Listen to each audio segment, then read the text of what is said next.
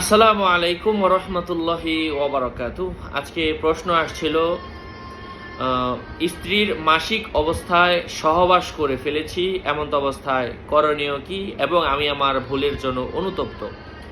আলোচনা বুঝতে এর সাথেই থাকবেন। যারা এখনো চ্যানেলটি সাবস্ক্রাইব করেননি অবশ্যই সাবস্ক্রাইব করতে ভুলবেন না।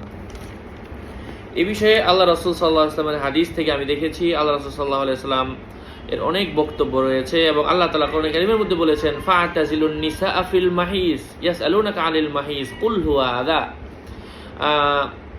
কোরআনের আয়াতের অর্থ হচ্ছে, হে নবী, আপনাকে মাসিকের সময় সহবাসের বিষয়ে মানুষ জানতে চাইবে, আপনি বলে দিন এটা একটা কষ্টকর বিষয়, এই সময় যেন মানুষ তাকে স্ত্রী থেকে একটু দূরে থাকে।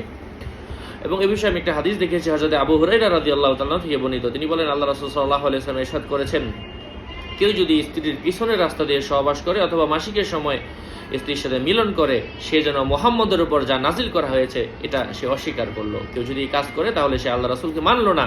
তিরমিজি শরীফের 135 নম্বর হাদিস এবং ইবনে মাজাহ শরীফের 639 নম্বর হাদিস। আল্লাহ পাক আমাদেরকে বোঝার তৌফিক দান করেন। আরো আপডেট পেতে সাথেই থাকবেন। আসসালামু আলাইকুম।